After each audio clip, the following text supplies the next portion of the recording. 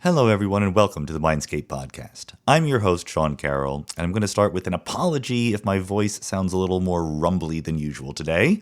Apparently, the punishing schedule of podcasting and recording does not allow you to take a day off just because you have a cold and your voice is not completely in good form. But the audience needs its content, and I'm going to provide it no matter what shape my pipes are in that particular day. And the content today is good. We're going to be talking about the news. We all know that we live in a world now where there's all sorts of information coming at us from all sorts of places, but much of the stuff that we get, Twitter, social media, podcasts, blogs, it's commentary on the primary stuff, the news reporting that is telling us what is actually happening out there in the world.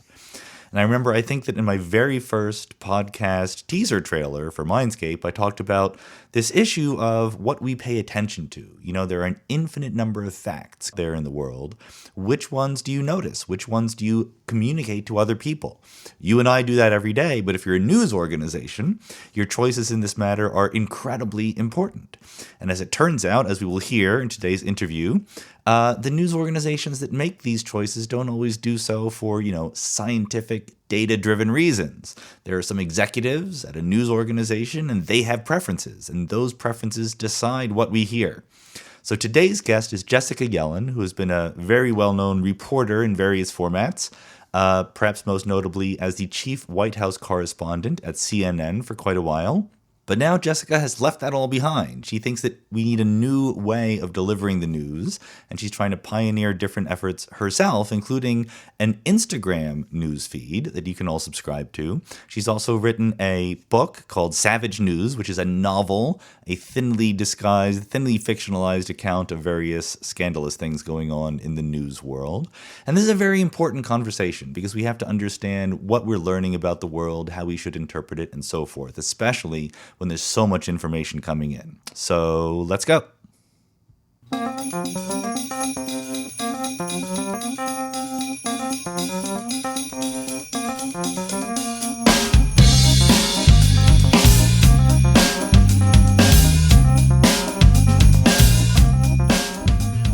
Jessica Yellin, welcome to the Mindscape podcast. Thanks for having me. This is exciting. Yeah, it kind of is exciting. It's definitely exciting for me because we haven't had someone like you on the podcast before, but I know you personally a little bit, and I'm interested both in kind of what the job is that you do, telling the news, but then also, given how the podcast works, the theory behind how the news works and how you think about it. So you did various jobs for ABC, MSNBC, CNN, political correspondent, chief White House correspondent. Let's help the audience out a little bit by just saying, what is it the day in the life like when you're an on-air correspondent for a big news organization? How much time do you spend writing, reporting, being on air, and stuff like that? So it's very different when you're at the White House versus being in any other role. When I was paying my dues, working my way up, I was in local news in Orlando covering fires and murders and that kind of thing. And then I got to Good Morning America, where I covered even more gruesome murders, lots of tabloid celebrity scandals. And that life is just a nonstop go. It's your phone beeps and you're at dinner or you're on a date. I was young, and you just have to stand up and say, they booked me on a flight to Kentucky in 2 hours. I got to go. Sorry. Yeah.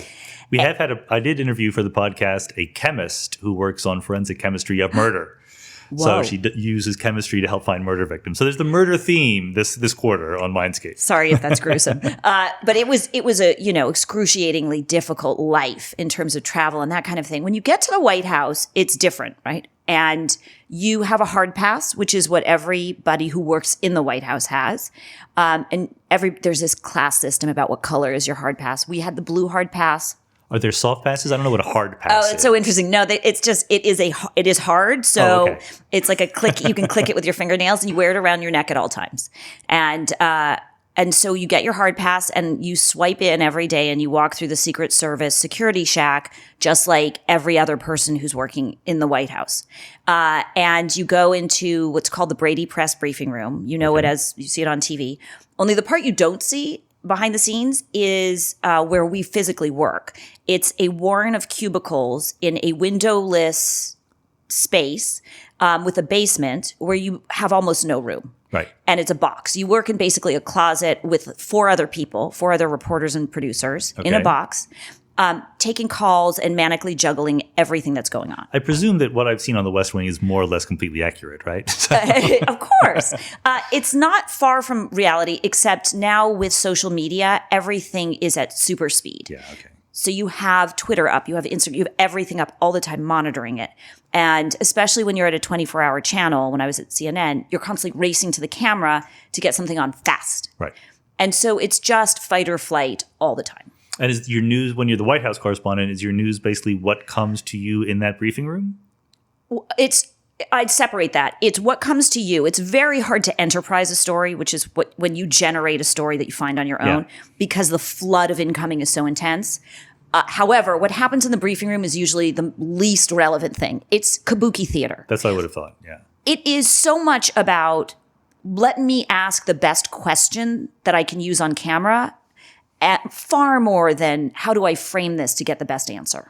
I see. So I would have thought that the kabuki theater is coming from the press officers giving you the briefing, but you're saying the reporters are just as much part of it. Everybody's in the game. Because there's cameras everywhere and you want to be on camera. What is your goal? Like, if you were playing this game, let's say you were enthusiastically playing along, you wanted to become the highest paid reporter on CNN, what kinds of questions would you be asking? Well, you ask the three-parter. That's, why haven't you X? Is that, but so-and-so said this. Is that really your answer? Right. So that you keep cutting them off so that there's a two-way, right? Because the way TV news is structured now, it's all about conflict. And the powers that be have decided viewers want conflict. Right. So you don't ask this long question or the even short question that elicits a substantive answer. You find the debate. Where's the friction? Right. And so the goal is, in that scenario, how do I get that me acting tough on camera? And then, but you do a lot of reporting other than in that briefing room. So yeah, that's just the show part. And then you have to go back to your booth in your little cubicle and just dial. You call people, you're texting, you're emailing all day. And it's not, the White House, each administration I've dealt with has become increasingly more difficult to cover because they're more tightly held until this one, which is everything's public. Right? Special in many ways. As long as it doesn't have to do with Putin. But everything's public. You'd purport, you're calling Congress. You need to triangulate, right? You find sources outside the White House who tell you what they know is going on inside. Then you call inside to say, I know this. You want to correct me? Or you walk. Sometimes you have access to part of the White House. Okay. So you can walk into part of it where the communications team is and linger and try to get information. And then there's the whole scene that happens on the driveway where everyone comes out and asks, you do questions. But the real reporting is stuff you don't see on camera. Sure. And you're in a room with four other people, or at least. Are you listening to their calling? Of course, always. I mean, it's the craziest thing because you want to hold your information, but you're in a space where you cannot. So one of the things that happens is you'll see a lot of White House reporters pacing on the driveway. And that's when they're talking to someone. They're talking to someone, and it's like sleeting and snowing, but it's your only privacy. Yeah. Okay. Very good. But is there a lot of time outside the White House also? Well, when the president travels, you travel, okay. Or somebody in your team travels. So sometimes it's on Air Force One, you fly Air Force One. Sometimes it's on the support plane, the charter. And then, you're out about around town. You're back at the bureau. Sometimes you do go into the country to do a story. And then the White House correspondent becomes the political reporter on the campaign. Right. So I was going to ask about the campaign or the conventions. These are special events where your mode is a little bit different. Well, once the campaign starts, by White House. When I went on the 2008 campaign, I covered Obama. I left for that at the end of November 2007 with a suitcase. And the first time I came home to repack my suitcase was in March. Wow. And sometimes you're flying to a different city or state every day. And this is, everyone does this. I mean, this is just what you signed up for. Yeah. And do people do this for years and years and years? It gets really exhausting. Yeah. And so either you, at some point you'll say, this is my life. I'm doing this. I'm going to do this. Right. For me, I said, okay, I've had that experience. I can't keep doing this. And how much is who's deciding what counts as a story? Is this the initiative of the individual reporters? Well, this is the question, isn't it? To me, that's the most important question. One of the most important questions. Who decides what counts as news? My frustration in the news business, in my experience, was that the reporter who's on the ground witnessing the events has too little influence in deciding the story, has too little say in whether it should be covered and how it should be covered. And that's a function of how our organizations have changed, news organizations have changed, as profit became, accessible, like as they became extremely profitable, and as that became the priority. I mean, I imagine that profit was always the priority, but is it more? I always worry about doing comparisons between things today and things back in the past because, we see things through rose-colored glasses. So here's how I see it. And, people will disagree. When news first came along, at the network level, it was a loss leader, right? It was part of the agreement to be able to use the airwaves. And so there was not pressure for them to monetize. And then the way I understand it, when 60 Minutes came along and actually made money, it was the first time network executives realized we can make a profit off of this. And so then you got the morning shows, which are more entertainment. They started making a lot of money, but the news was still sacrosanct, evening news. Cable changed things, right? Because they aren't regulated by the same FCC equal time rules don't apply.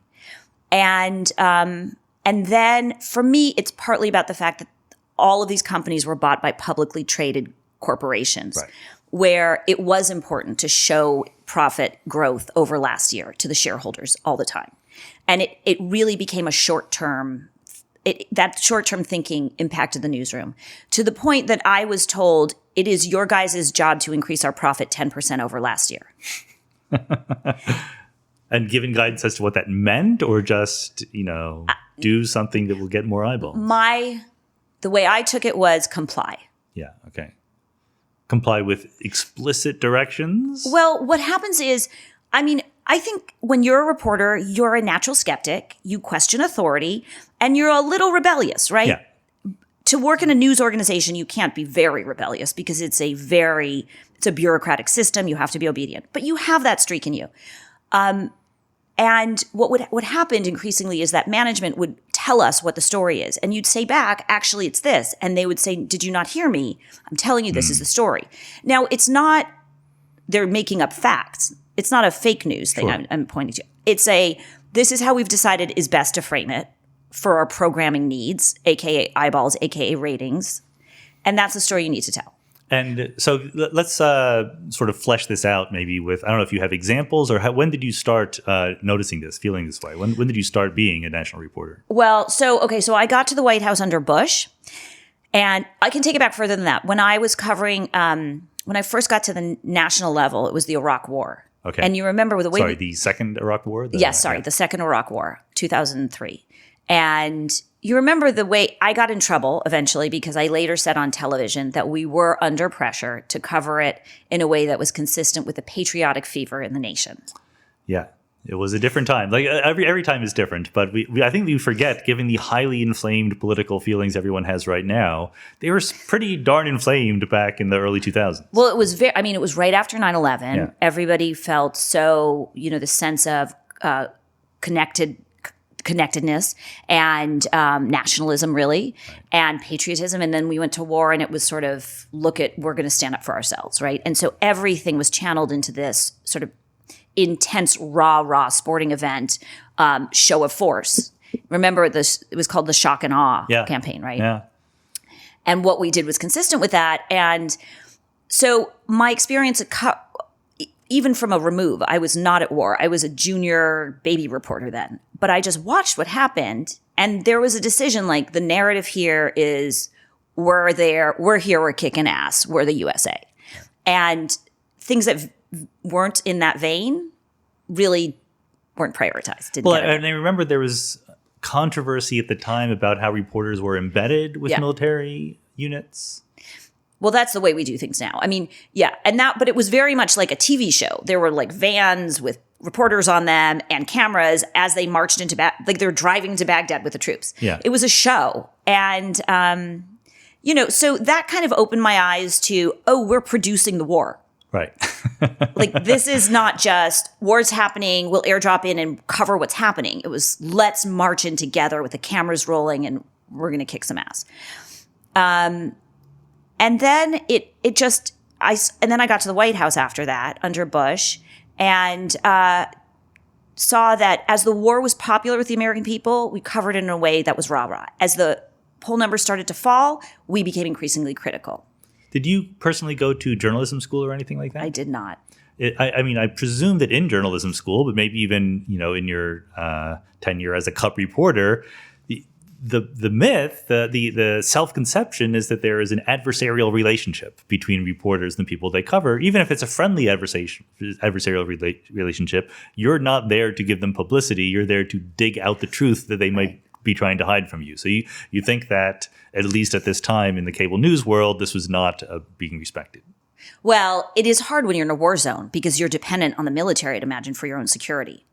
So that's a tricky relationship. It's much easier when you're back at the White House to be adversarial. Did you spend time in Iraq and elsewhere? I didn't cover the wars. But they are, like you said, there was definitely pretty explicitly an attempt to stage manage what was seen. And so I guess what you're saying, which was not clear to me at the time, was that that was a profit-making thing from the point of view of the networks. They went along with that just for those reasons. Well, they crafted it in a way that would be popular with viewers, so that they'd get more eyeballs, is the way I see it. It was they talk about news as programming, which if you live in LA, that's how TV executives talk about their TV slate. Right. It's making a program people want to watch. As opposed to, we are journalists covering events as they happen, and we cover what matters most. Right. And that you make a judgment about this is what matters most, and it might be less sexy than the thing we were planning, but we're going to cover it anyway because it's important and it's our job. And it's not necessarily a political slant because you're saying that this was, pro-administration when the thing was popular, and then it changed. It's like Syria's more boring than Trump's tweets, so Syria gets less coverage. Yeah. Even though potentially on certain days it might be more significant. So one of my questions is the opinion of the corporate executives that a certain thing is going to be popular and make us money, are they correct? Or that's just their gut feeling? Or do they have data saying, no, certain kinds of coverage gets us the profits we want? So they do have analytics so they have a framework. And within their framework of what works with viewers, they have all these analytics and, measurement metrics to decide what's going to be popular. So there's boards in the newsroom showing what's on .com that's doing well. And you'll see one story start to rise in clicks, right? And so that becomes the top story. And so more people are then assigned to cover that top story because it's getting more clicks. Okay. There's also eyeball meters so that executives can now tell as viewers are turning the channel. So, they were watching for that topic, but they're turning for this topic. Let's go back to that topic. That kind of thing. Now, the flaw in this, from my point of view, is that this is all based on their framework, which is news needs to be told like sports. Viewers want news that feels like ESPN. So it has to be all about conflict, jargon, competition, and outrage. And they program everything through that filter. I can get into how it got to be that way. But the bottom line is, I know for a fact, because I've done research, leaves a huge audience unaddressed because so many people feel alienated by that sports-like coverage, they just turn it off. And so they've already limited their audience to the people who want news that feels like sports. And yes, within them, their metrics and their analytics can measure how many they're getting. But I believe that there's a massive unaddressed audience out there, and they're just missing the opportunity. I even am alienated by that in the context of sports, like these shows on ESPN where there's just two people shouting at each other. I'm like, this tells me nothing about anything. Bingo. So how did it get that way? You said you have your own theory, so lay it on us. So here's my theory. When all these news executives who are running the networks now came up, everything was about the ad dollar, right? It wasn't really subscriptions. And the people who paid the most for an eyeball were the car dealers. And car dealers wanted a young man. When do you think we're talking now? Late 90s, early 2000s. Okay. And car dealers wanted the young man, right? Mm-hmm. And because he's going to buy, they thought he makes the car purchase decision and he owns the car, your brand for life. P.S. We've now found that's untrue. Women make the car purchase decision. And this generation isn't buying cars. The future's carless or Uber. Anyway, so flawed assumption now. But the idea is that 18-year-old man isn't that interested in news, but he wants conflict. If you tell it like conflict, it'll feel more engaging. And so everything you do when you're in the news business, I would always constantly hear, how do we do with the demo? And that's the demo. It's men ages 18 to 35. The demographic, yeah. Yeah, the demographic. So the demographic refers to people ages 18 to 35, but the most desirable eyeball is the guy because he's the hardest to get. I joke, it's news is run by the rules of dysfunctional dating. You have to chase the guy who doesn't want you. Right. But I would like to think that in this, so let me be idealistic. We have a big, elaborate ecosystem of news, right? There's many different ways people can get the news now. Has any one of the major cable networks said, well, everyone else is doing that, let's try something slightly different? I would disagree that within the traditional news field, we don't have that many choices. It's much more like the old studio system. You have 3 networks and you have 3 cable channels. You have 6 outlets for TV news, right? So not that many, yeah. Not that many. And they all compete with each other and they play by the same rules. The exception is CBS, which has tried to differentiate itself by being calmer, more substantive, less fast twitch. And they've been rewarded for it. But I think the other piece of this, which is worth noting in our moment, is the background of everybody who's a news president until recently has been the same. They're mostly all white guys in their 50s who grew up in the Upper West Side of New York, and they have the same values and the same backgrounds. They all went to the same schools. Went to Ivy League schools. Right, and this is what they think works. Right. And they can convince themselves that it's perfectly objective and scientific, right? Well, it's making money for their companies, so. Right. So we mentioned, we painted this in the context of the Second Iraq War. Is the same story told in different ways, just in more conventional political coverage, conventions and races? Yeah. So my take on the way this is expressed is, first of all, yes, political coverage, the problem with it is it's all horse race. Right. It's literally this one's up, this one's down, what are the poll numbers? And I think this is eroding our democracy. Nothing short of that, because it is the news's job to inform the public. And we are failing to do that by constantly covering this game without telling people, how does this hit you at home? And I'll be more specific. Constantly, if you watch the news, you know that at the end of the election, it's all about the undecided voter. We spend 4 months chasing these people. And when you get into the granular stuff, you find a lot of these undecided voters are women. And the conventional wisdom is they're not paying attention, so they decide late, and they often do what their husbands say they're doing. But if you probe that more closely, what they say is, no, I'm reading things, I'm watching the news, it doesn't speak to me. And when I looked more closely at that, because I did research, what they're literally saying is, if this candidate wins, how will it change my life? If that candidate wins, how will that change my life? We're not breaking it down in a way that connects on a level that's personal. And part of that is we're also not explaining what the thing is. So we talk about tax reform without saying it specifically means this. Or we talk about trade wars without ever saying what a tariff is. Not everybody knows. Just take the minute to explain. And is that why is that? Why do we not take the minute to explain? Well, I always tried to, and people were like, Jessica, no one wants to hear that because it's considered boring and it's not a game.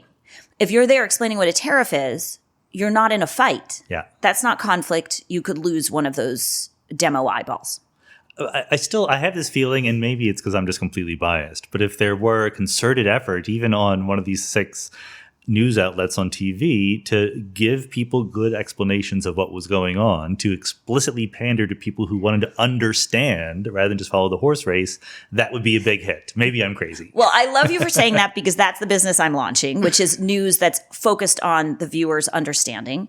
And we can talk about that in a bit, but it's not what they're in the business of doing. Yeah. Part of the other piece of this is when you're a political journalist in Washington, you get consumed with breaking the thing first. There's a lot of reporting for each other, right? So you're in the bubble and you're really talking to your sources on Capitol Hill while you're on TV, or talking to your sources in the White House and showing off your colleagues how who you got to give you a scoop. Yeah. And so it's so in circle, it leaves the viewer out. And part of the reason we're not explaining is because we're moving too fast to impress each other. So let's take it from the angles of different people who are in the game right now. So if you were giving advice to a young person who had just been appointed senior White House correspondent, like how would you want them to behave to try to make things better? Well, I mean, in the idealo vision. That's where we are. We're in idealo vision now. We're in the happiest timeline. Okay, I love that. You have a vibrant editorial debate in the morning with the smart people you work with, because these networks are filled with unbelievably talented journalists. Decide what you think the 3 most important stories are and start asking questions about those. And ignore what's trending on .com right at this minute, because you're the chief White House correspondent. And if you decide this is a big story, you can make that story trend. Right. We follow too much. We forget the power we have. You are the media. You say what matters. There's too much of this. Well, we got to go along with what the conversation is, and not enough. We define the conversation. And then when you approach, the thing I try to do when I approach each story is think about what assumptions I'm making here. What assumptions am I making about what the audience understands, and even the lingo I'm using. So, we talk about Michael Cohen's going to testify, but when he goes before Congress, everything he says related to Russia will be in closed session. So we'll still get the transcripts, and we'll know eventually, blah, blah. But most people don't know what closed session is. Right. So you lost them. Yeah. Take a minute. And I know that doesn't seem revolutionary, but it is, because when you start to do that, you pick up people who feel left out by the news, and they start to engage and care. And literally, that's how you inform the electorate in a democracy. And, it's everything you're saying is very much like science communication, right? Where you have so much jargon, the people who are experts are very often used to talking in a certain way, taking certain things for granted, and then they are baffled as to why people are not more excited by what they're saying. And how do you unpack that? How do you reverse that? I think that, we do it a lot of different ways. The different people have different strategies. Very often it's simply a matter of talking to people to figure out what it is they don't understand, right? Like, no one is born understanding physics. You learn it, but then once you learn it, it's very easy to forget what you knew or what you didn't know back in the day, right? So talking to people and, just seeing, oh, that's what you don't understand. Okay, I'll try to explain that. Using analogies with things, trying to relate to things that they're familiar with in their everyday lives, right? But I imagine this is similar in science. There must be a group of scientists who don't care. They're like, if you don't know what we're talking about, you're not in the circle, we're not speaking to you. Yeah, that's called almost all scientists. Right. Yes, that's right. And that's how I think political coverage is now. It's like you're either in the game, like you're a sports fan, meaning politics fan, or you're not. And if you're not, we're not going to get you. We know that. My belief is that's not true. Right. And so if you were then, rather than giving advice to the Cub reporter, if you were giving advice or even were granted the position of boss of a network, how would you change things? I mean, it's about thinking all the time about how does this impact the viewer at home? How do I make this relevant to their life? What is the piece of this that matters to their life? And how do I get outside of the studio and outside of Washington? One of the worst things that's happened in coverage lately is they're always in the studio. The job is to leave the studio. The news is out there. Is it a money thing? Is it just like cost cutting? It's easier to sit in Washington, D.C. than to go out into the world? I think reasons 1 through 3 are yes. It's way cheaper to have people on set than to send a satellite truck, a producer, a cameraman, a sound person, and a reporter. 5 people who you're overnighting and paying their per diems and et cetera. So that's one piece. The other is news executives increasingly like to produce the news, I'm saying, right? And if you've just deployed me to the border, but now some big Russia thing breaks, you're stuck paying for me at the border, but you want to change topics. Right. And so when everyone's in studio, they can rapidly decide they can control the story much more effectively. And they can also get in the person's ear and tell them, no, stay on Russia, stay on Russia. Yeah. What is your take on the whole, I want to say the Fox News phenomenon, but very broadly construed, the idea of media outlets that are more or less explicitly partisan one way or the other? So I'm going to probably piss off a lot of your listeners by saying this, but I kind of think that's our future. We're dividing into red and blue as consumers. It's not just in news. When you look at how people spend and shop and live, we're clustering into communities of like-minded people. We are shopping in the same ways based on your politics. I'm not surprised that this is happening. And And it's a little bit like Napster. Like, you can't put it back in the box. It's there. What's important is to now be transparent. I would like these networks to be a little more transparent. This is where we're coming from. What does that mean? Oh, okay. In terms of their political slant. Yeah. So rather than just we're fair and balanced. Right. While obviously having a point of view. Yeah. You know, be a little more clear. And facts aren't negotiable. Like, whatever your point of view, I think it's effective to say, here are the facts of the shutdown. If you're a Democrat, you'll make the case that the shutdown is at stalemate for this reason. If you're a Republican, you'll make the case that it's at stalemate for this reason. So you're showing the difference, but the facts of the shutdown remain the same. But the number of facts that one could in principle talk about is infinitely large, That's right? true. I mean, a big part of the filter of the bias, if you want to call it that, but whether it's a not necessarily pejorative term, but we choose what to talk about, right? And that's one thing that a network can control a little bit. Absolutely. And I also think there's nothing wrong with that. You become a journalist because we're saying you're the one we trust to help decide what we're talking about. And what bothers me is when journalists say, well, we have to cover this. We don't have a choice. Or, you know, you got to give both sides. We don't have a choice of pro-climate change and anti with equal weight, right? And no, you're there because we asked you to do the research and tell us what you think is true. Yeah, there was this video, not video, but there was this little picture going around the internet recently. CNN had a segment, and I don't know the details, whether it was a news segment or an opinion segment, but they were saying, stop giving a voice to climate change deniers. And they had a picture of various people denying climate change, but 2 of the 4 pictures were from CNN. Like they had done that. So what is it is definitely mixed messages there. Well, there's also this false balance. You know, we have this point of view, so we have to have that point of view. Right. And that's sometimes what makes me nuts. Like, on climate change, you can have climate change is happening. This is the aggressive version of addressing it. Here's a conservative version of addressing it. You know, you can have a conversation within the space of fact. Right. And at some point, yes, Fox is going to marshal different facts on a topic than MSNBC. It's also the job of the consumer to be a little news savvy. Well, that's a very interesting point. I mean, I'm a big believer, again, also with science, that you have to ask something of the audience, right? Like, they have to be a little bit aware of what's going on. It has to be a give and take, right? Absolutely. I mean, it's just a critical thinking skill. And it's our job to help train people, maybe. Like, you know, here's some media literacy. I mean, now I'm on Instagram, and so I get a lot of feedback from the audience, and I do a lot of that, you know, where they don't know who to believe. Can I believe this? It's in the New York Times. They hate Trump. And you're like, right. Okay. Yes, the New York Times has a frame right now. Yes, they're very, you could tell, a little shrill. But when you have a reported story with an investigative reporter, I know this guy, you go with it. You can believe it. I mean, but do you foresee in the future, as there are more and more ways for people to get their news and more of them are just getting it from Facebook and Twitter, that even that goes away? There's no such thing as reported news. There's just what your friend shared with you on Facebook? I believe that the future is credible. I think the news organizations are like the old studio system where you had actors married for life to a studio and they had to do their movie with that studio, but if a movie happens somewhere else, they can't be in it. That's how it is now. You got to pitch your story to your network. If they don't want it, you're done.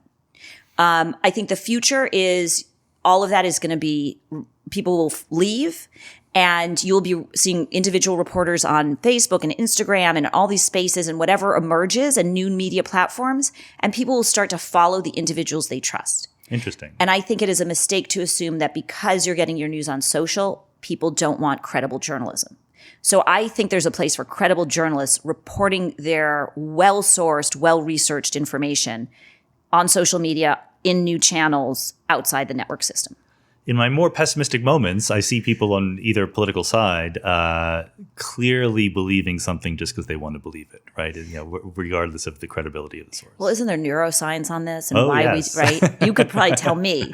It's a tough one. I mean, yeah, people have all sorts of cognitive biases, but one of the things that is, you know, for better or for worse about the proliferation of places to get your news is you can sort of give in to your worst impulses there, right? You can just hear from sources that are going to tell you what you want to believe.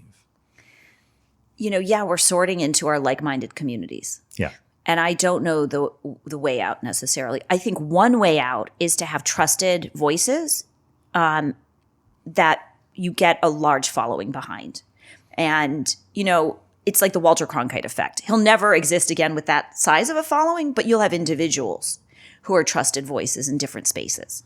Well, one of the things we see on Fox News, for example, as well as on the other cable networks, is this back and forth on the channel between straight news and opinion or commentary, right? Mm-hmm. And my feeling is that on Fox, a vast majority of the audience comes from the opinion commentary shows. So that just gives them more and more incentive to be more and more extreme in some sense. Yeah. Well, my perception was always because a lot of the Fox reporters, we all worked together at the White House. They were my friends. They were my colleagues. The reporters were always kick-ass. Yeah. The bias comes in the nighttime. It was especially the primetime shows, but as you get later in the afternoon. It's hard as a viewer to make that distinction, and you were very smart to make it. But it's the reporters are reporting information, sourced, researched information. They sometimes have to report into anchors who are untethered from those things. And is there room for something, maybe CNN, to have a balance of that news plus opinion, but keep the opinion balanced, right? Like just not try to be the mouthpiece of one side or the other. I mean, like the New York Times tries to do with its op-ed pages, although of course there's still a slant there. I don't know. I think the problem is on a CNN, for example, in the effort to be balanced, they often book Trump supporters who had no experience in politics before this moment and say things that just aren't productive. Like it's not part of the conversation, right? So how do you get around that? How do you do that in an intelligent way where you have a balance that doesn't necessarily reflect the politics of the administration? Right, but we can imagine, we're in the happiest timeline. We're in our ideal vision here. So like someday we won't have Trump anymore. Maybe we'll have just very respectable, legitimate parties on both sides. My question is, will it be such a splintering that every outlet takes a side? Or do you think that you can still see, outlets trying to stay above that political I fray? think you'll have outlets that are trying to, I call it reporting straight news. And not, yes, I think you'll absolutely have that. And I think, after this moment where everybody's hysterical, the corrective will be people will be very sober, very substantive, possibly wooden, who knows? Right. But it's a pendulum. Yeah. And so, yes, I can imagine that we'll go to a place where neutral reporting will be what's valued. But there will always be, this interest in having opinionated voices. I mean, my question is, do opinionated voices stick together, or can we imagine that? Like I remember in the early days of Fox News, Hannity was on with Alan Colmes, right? They at least gave some nod to, oh yes, we'll have one person from each side. I know, but that didn't work. I just think what's happened now is that the opinionated voices have become so extreme. There's no conversation anymore. It's just talking points being flung back and forth. Right. And that's why you never get learning. So my ideal is, somebody told me that in the Netherlands, when you testify in court, when two experts come, they do something called the hot tub. Maybe one of your listeners knows about this. Can teach us a little more. I'm sure I'm going to mangle it. But that the experts who are on the opposing sides begin by submitting a document that shows their area of consensus. This is where we overlap. These are the topics on which we agree. Well, that's how we see similarly. Yeah. And then you testify to the differences. And I love that idea, right? So that at some point you establish common ground and then you discuss around that. I think that would be a fascinating way to do these conversations. Another option, I like how they do it in Britain, where you don't have two talking heads yelling at each other. You bring one person on and go very deep with them. And then you can go on the other side very deep. But you actually then get to, as you're saying, the theory of the thing. Right. And what's happening now is it's like shadow vision. Well, and also they intentionally, there are people who are the ones who appear on TV who are just very obviously their job is to present the advocacy case for one side or the other, and their belief in sticking to the truth might come or go. But rather than having an expert who might have an opinion one side or the other, but nevertheless wants to get it right, they're just fighting for their team. Oh, well, but that's by design. So when I was on the inside, I'd find this expert, I'd see a TED talk or whatever, and I'd say, this person's so smart. They know their stuff and they speak clearly. Let's get them on. And the response would be, will they bring the heat? Yeah. And so we literally cast for people who will yell at each other, hold their ground. It's about that. That's not incidental. That's what the show is. So this needs to change. You're going to change it, right? That's my goal. So you left your job, I guess, as chief White House correspondent intentionally. And so you're trying to launch a new project to bring people news in a different way. Tell us about that. The project is called, I call it #news not noise. We want to bring you news and tell you what's the noise. And it's on Instagram. So first of all, you can find it on Instagram under my name, which is Jessica Yellin. And I am reporting the news there. And and it sort of started to take off, which is exciting. Yeah. But what happened is, so I left, I wrote a novel about my, what's it like to be a woman in the news business. That's the critique. And then I did research into what we're talking about. How is the news impacting viewers? And I looked at something specifically called news avoidance. People who want information, seek it out, and then turn it off. Or want information and don't seek it out. They're avoiding the news for a reason, even though they want it. And what I found is that it is triggering so much anxiety in a part of the population, they just can't engage. It's heavily female, but not exclusively. And it's not that they don't care about the news. And it's not that bad news is scary and they must avoid it. It's the tone and the negativity and that yelling. The shouting, yeah. It's the shouting makes them like, I have enough going on. I have kids and a boss and my car's broken. Like, stop. Yeah. So how do you reach that audience? And I was told forever, so I did the research and found out, there's this audience and they want the news told differently. But all the conventional wisdom is no one's going to watch that, right? No shouting. Why would I watch that? This is precisely why they do the shouting, to get ratings, right? So I went on Instagram because I figured this is a place I can test out another way to try. It's an interesting choice. I mean, I'm a little bit on Instagram, but I think of it as a place to share pictures of my food. I did it a couple of reasons there. One, it doesn't have that same patina of like, is there fake news here, right? Right. It's unsullied. Two, it's very female. And I knew that this was the first target for this thing is female. And it's a nice place. Like, people aren't nasty to each other on Instagram as much as they are on the other platforms. Right. And I just thought, at least they won't be mean to me. Or maybe to each other, or maybe they're not seeking meanness. Yeah. Exactly. Yeah. And nobody was really doing the news there. I mean, you just don't have that. Yeah. So I started off, and I do a post that's like an explainer where I break down a topic in the news. Basically, what is a tariff? Or people are comparing Michael Cohen's testimony to John Dean. Who's John Dean? What did he do? Many people don't know.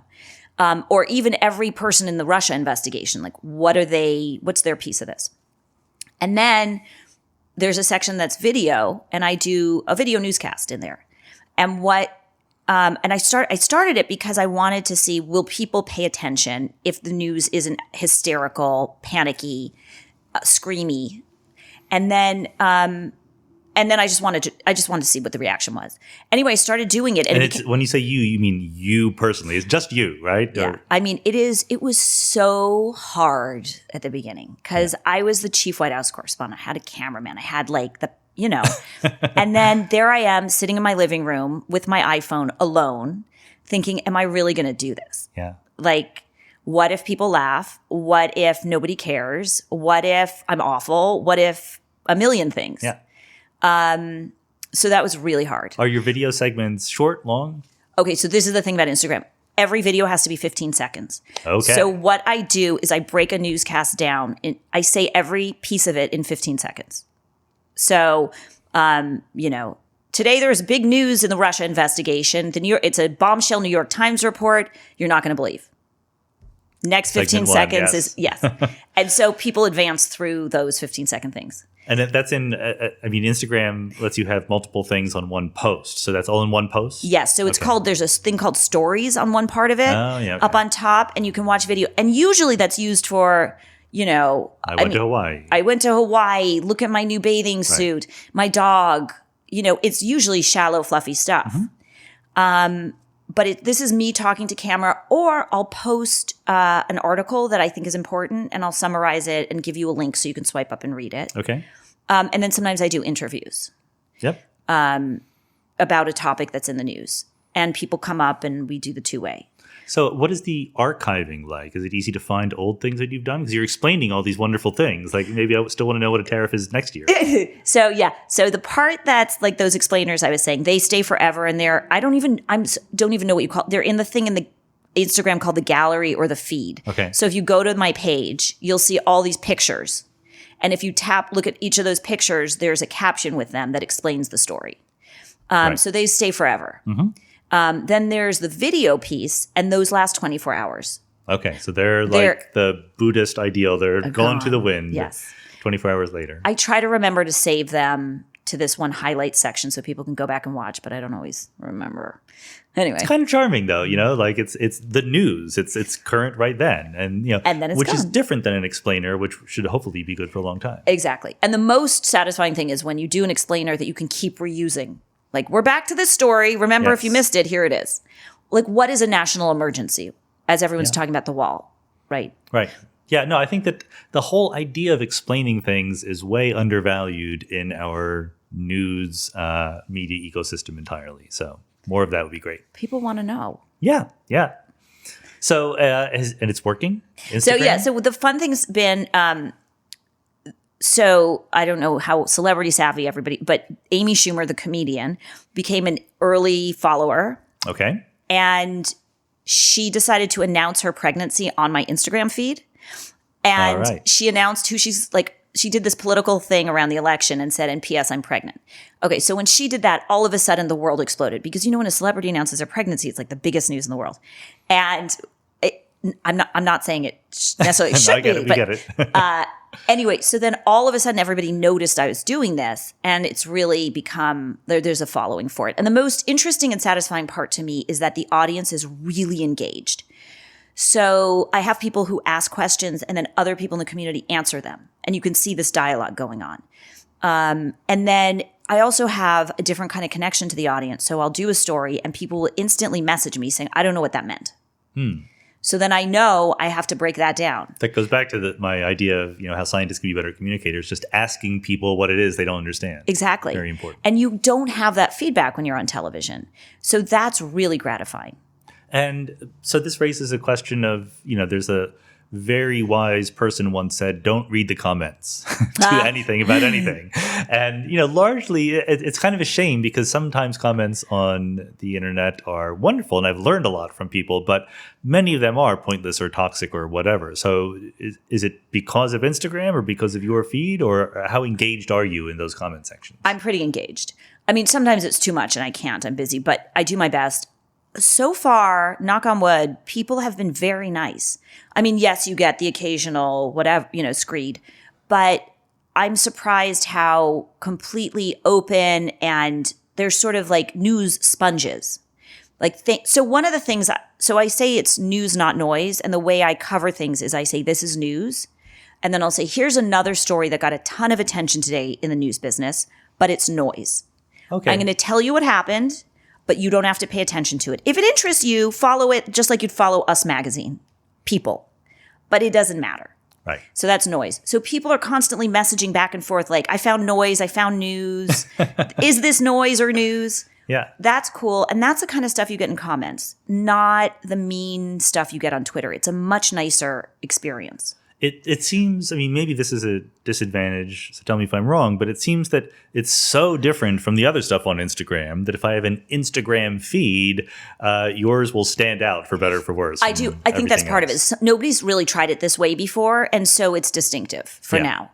I'm sure that'll change because everything changes. But your plan is to grow this and expand? My goal is to, now that I've seen that people really want it, is find a way to do more, because it's very hard to do a full newscast and really answer people's questions on Instagram as it is right now. I also want to bring other reporters in. Mm-hmm. And so the question is, how do you do that? How do you grow it? What's the next step? But the goal is to be a substitute for your biggest news source, whatever that is, the New York Times or CNN or whatever, like fill that niche. Someday, that's where I'd like to go. Yeah. I think of it as, at least at this stage, like, look, in 4 years, could there be a day when we're doing investigative reporting and breaking the stories ourselves, or sooner? Yes, that'd be amazing. For right now, what I'm trying to do is, let's say you're a super busy person and you do not have time to follow every twist and turn of what's going on all day long, and those notifications on your phone are making you crazy. We gotcha. So come to us. At the end of the day, we're going to distill it all in a way that doesn't make you feel stupid, but really explains it, tells you what happened, what mattered, what you can ignore, and a reason to still feel good about the world. And is there still a race to be really quick when something breaks? So no, and that's so hard for me. That's such a smart question, Sean. Oh my God, you totally get it. So one of the things the ethos is it's more important to process and distill the thing and then make it as succinct as possible for the viewer. And that means letting the story unfold, letting it breathe, let it happen in the world a little bit before you do it. But my muscle memory is run to the camera, get it on now. I got it, go. So I have to, like, everyone around me is like, no, Jessica, don't report. Don't stop, put your phone down. I kind of know exactly what you mean, because for a long time, my biggest, for a little while anyway, my biggest social media presence was on Twitter. But now I have a podcast, and on Twitter you say something and most of the responses are within half an hour, right? Like, people are responding to you right away. That's true, right away. Now I have a podcast, it takes an hour and a half just to listen to it. I'm like very disappointed when half an hour after posting it I haven't had any responses yet. We're so quickly trained for that instant feedback. It's this part of our brain, right? I don't know what it is, but instant right away. Well, there is this thing evolving, they're calling it the slow news movement, which is both what we're talking about, not reacting too rapidly, and also reporting stories over a longer time. So they're more in depth. And it's good because it's a difference. I never really liked the phrase long reads. I don't know if you know this word, because it gives the idea that, okay, we should read things that are more than 500 words and really go into them and get it right. But that's great. But we can also be correct in short amounts of words, right? It's a whole different angle, a different axis that we're trying to focus on. And that's what I'm trying to do. And P.S., it's very hard to fully understand a complex situation and then break it down in a very short way that is accurate and clear is a challenge. I did this very explicitly with my last book, The Big Picture. So a big sprawling book where I covered all sorts of things. And some of the topics were pretty heavy. So every chapter was like 3 or 4 pages long. Right. And there were 50 chapters. So you could just focus on getting that one little bit, process it, and then move on. Right. It's hard. It is very hard. It's a discipline. Yeah, I'm not doing it in my current book. How long is your current book? It's a much shorter book, but it's only 10 chapters rather than 50 chapters, right? Because it's a different, all the different modes are okay, right? The new book, the mode is, I'm going to dive in here, I'm going to wallow in the details, I'm going to accumulate this knowledge, and hopefully it will help me come out the other end with something really deep, rather than here is a survey of many, many things. What's the new book about? The new book is about quantum mechanics, especially the many worlds interpretation of quantum mechanics. And you just have to sort of steel yourself and try to get into the weeds a little bit. Whereas, the big picture, there's a lot of deep stuff in there, but it was a lot more signposting, a lot more like, trust me, there's more here, but this is a glimpse, right? So when you're you and you're the expert in the field, is it still hard to write a book? Because when I wrote my first book, I was like halfway through, I'm out in the middle of the ocean. I don't know what I'm going to do. I think that's a great question. It's different for different people. I know plenty of professional journalists who hate writing books. They love writing a few 1,000-word article or whatever, but with a book, they just get lost. I love it. You do. I'm never happier than when I have 100,000 words in front of me. Wow. So I get to do things my way, right? I get to explain things. And the current book's supposed to be like 80 or 90,000 words, and I feel very constrained. Oh, wow. I admire that. But so it's going well so far. Yep. Is there going to be at some point like a separate web page? Yeah. So what I am thinking about now is, how do you turn this into something that's more of a news brand? And what does that look like? Where does it live? How does that work? And so I'm having those conversations, and it's, that's a whole new world and learning curve for me. And I have to ask, how do you make money? Do you keep this the wheel, is the keep question, the lights on, right? because you really can't on Instagram. It's no ads or anything. Not really. I guess you can get sponsorships, but I feel that's I don't know. Do you have a Patreon or something like that, or people Yeah, I haven't money? done that. Maybe that's the direction. I'm looking at these options. Is it Patreon? Is it finding a backer who will back something though you really stretch your wings and try? But, again, the goal is to do this in a way that has integrity and is about the things we've talked about, focusing on understanding the audience. And so you just don't want to get in a situation where you're, again, just like servicing how many eyeballs can you Right, get. you're beholden to that same machine. Yeah, I mean, I made that decision so far for the podcast where I don't have ads. I could make more money if I had ads, but it's a little bit less fun to have the ads. And, there's some good things out there, but I don't care what mattress you sleep on, honestly. I don't know why, but their mattress companies love advertising on podcasts. So I'm asking people to support through Patreon or through PayPal or whatever. So it's great. They do. They show up and they do it. They do. Yeah. I'm immensely grateful. Like people are willing to, if someone gives me $1 per episode, I think that if it's an hour and a half of talking, they're getting $1 worth out of it. But I still feel extraordinarily grateful when they do. Yeah, it's great. That's nice. Yeah. But you're doing something a little bit different. Like I talked on one podcast episode with Neha Narula, who is an expert in cryptocurrency and blockchain and things like that. And I said, what we really need is just a non-optional, you can listen to this, but you pay a nickel. Right. Right? And most people would do that. I so agree. But the technology isn't quite there yet. Really? Not yet. I mean, how long? It could be very soon, but the whole cryptocurrency thing is just in so much turmoil, right? I think actually that technologically it could happen, but the buy-in is not quite there yet. Well, the numbers show people are more and more willing to pay for their content, and subscriptions are way up. That's right. And so I think there's an increasing consciousness that you got to support these sources, or they'll go away, or you end up with your Uncle Fred giving you the news on Facebook. Well, I'm one of those people who subscribes to a couple of real newspapers and magazines just because I want to support journalism. Wait, they show up as paper forms in your house? No, I don't get paper forms. In fact, I get nothing. Right? It's things I could get on the internet for free, New York Times or whatever. Yeah. But I'm willing to pay the $20 or whatever. I'm with you. Because it does matter, and the world is getting more complicated. It's not going to get any simpler, and getting reliable news matters. Reporting matters, right? Yes. Yeah. Okay. So, but that's not all you're doing. Not only are you reporting the news and trying to start a whole new, not only a new particular news operation, but a new way of doing the news, but you have a novel coming out. Yes. Right? Oh my gosh. What made you decide to do that? So too much free time? You just needed how did to you know? Fill the hours somehow? I wanted to do something that would make me feel like I was very bad at my task. So I'd always wanted to write a novel. I loved trashy novels when I was a kid, and I wanted to write them when I grew up. And then I ended up being a journalist instead. And so I thought when I was leaving, it was really important for me. So I left before Trump, right? But I saw what was happening in the industry. And I thought, I really want people to understand what goes into the making of the news and what it's like every day.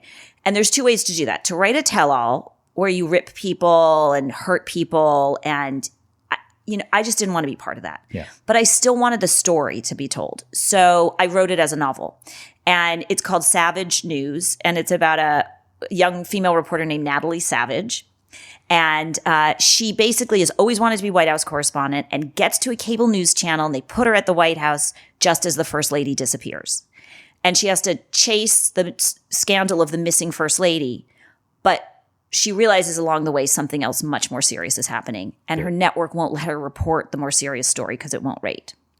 And there are all these other components. She's competing with the man, and they're in a contest to get the White House job. Yeah, okay, good. So there's lots of drama. Was it fun? Did you have fun writing the book? In the end, I had such a blast. And it was really, and it's funny. So that was the fun part. And being able to tell the stories was so fun. But it turns out there's like a whole craft to writing a novel. You can't just write your story. I don't think that's true at all. I think you can just think it and it appears. Right. Well, no, that's what I was going to ask. Characterization, how much you describe and things like that. Was there a lot of give and take with, editors and readers and so forth? Well, the new way you do a novel is you hire an editor as you're doing it. You send the editor the pages to give you feedback. So you're in conversation with somebody who knows this space. Okay.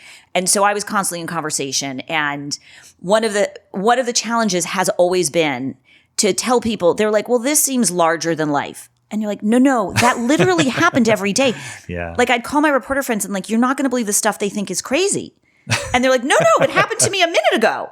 Can you give us one little example? Yeah, I'll give you an example. She is fighting to prove herself at the White House. And she finally nails this one scoop. And she runs and tells her boss the scoop so that she can get on air.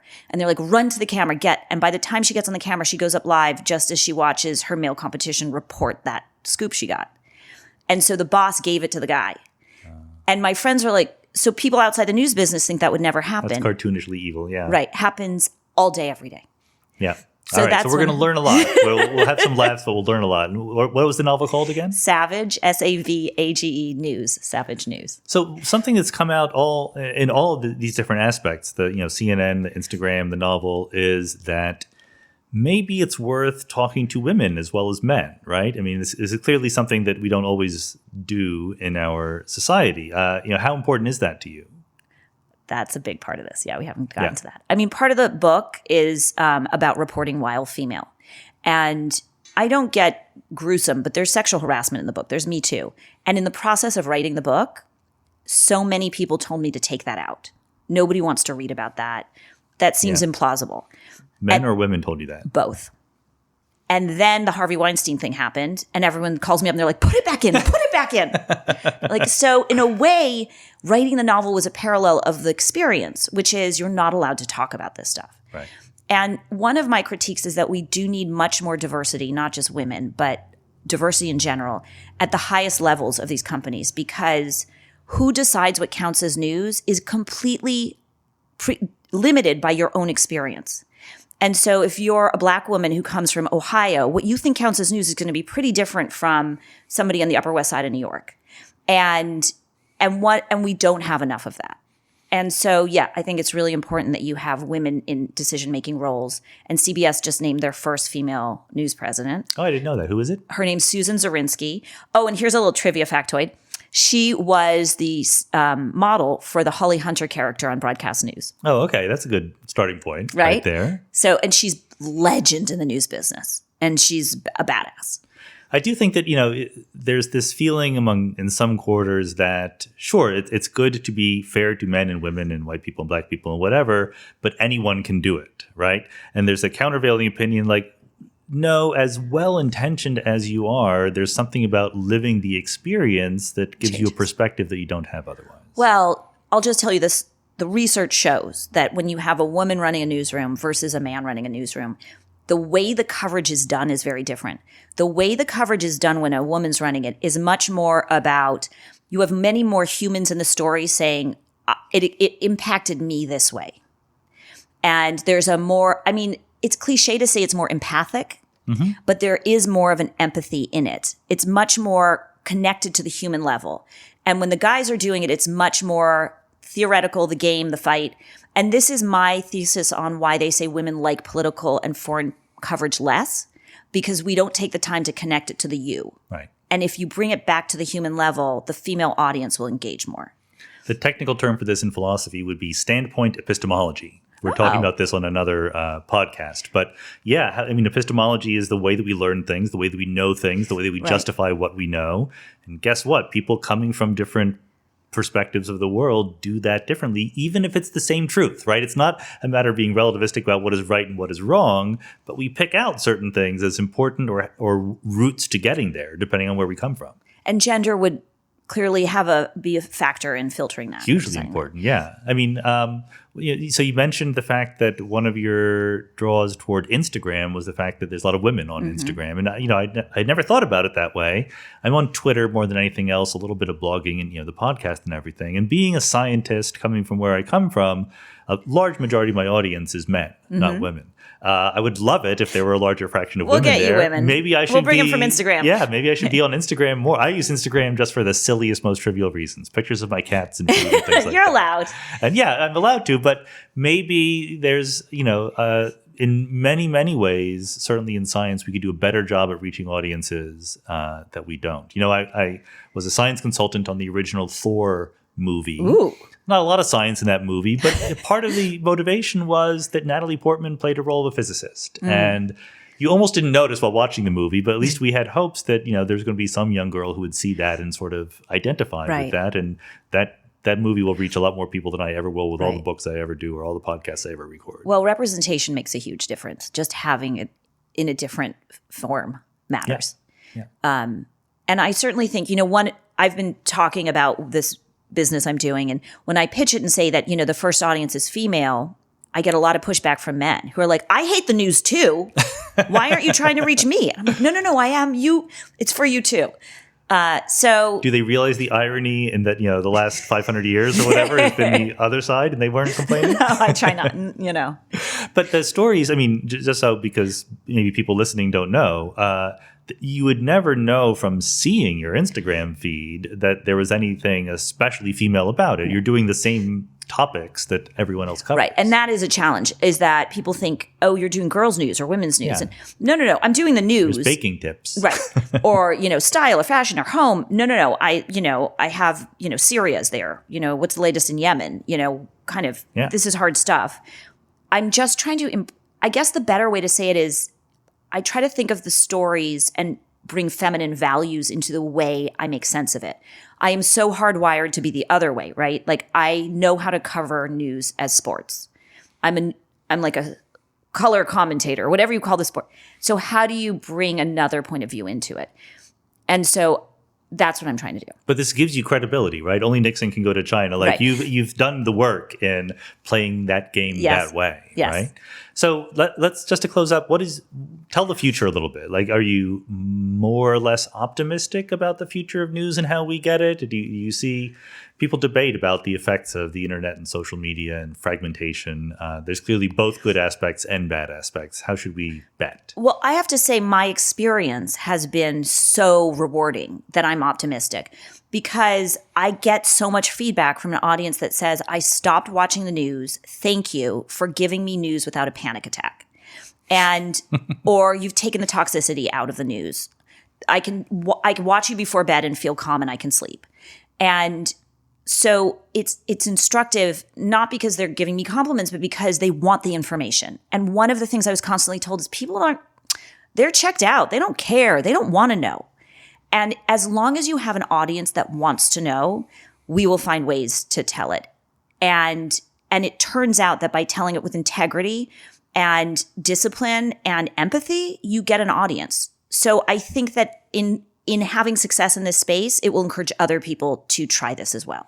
Yeah, I think that, for one thing, that's a great accomplishment because the stories you're bringing them are not intrinsically calming. No, that's true. And sometimes I feel bad because I'm like, oh my God. Right. But then what you're pointing out is that this traditional ESPN talking heads motif makes it even worse. Yeah. Like, it aggravates it and Yes. And there's a piece of this that I'm still trying to crack, which is people want solutions.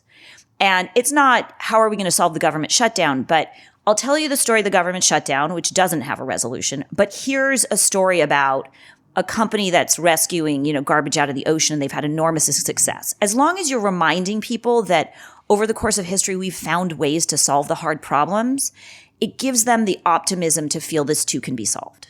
I think so. I'm gonna come down on your side, being a little optimistic here, because I know that whether it's doing this podcast or giving talks about science or being on TV talking about the multiverse, I'm always positively encouraged when people stretch out to sort of learn these hard new things and respond to them. And I think that we condescend a little bit to our audiences, and when we refuse to do that, we're rewarded. Absolutely, they're not. They just don't know. Explain the basics and they're with you. Yeah. And that's what's really exciting is people respond to that. They're like sponges. They want to know. Good. Well, I hope we can push a couple more subscribers your way I love through it. this podcast. And, you're making me a little bit more optimistic about the news. Sean, it's such an honor to be on with you. Really, this is a pleasure. Thank you. Jessica, thanks so much for being on the podcast. Thank you.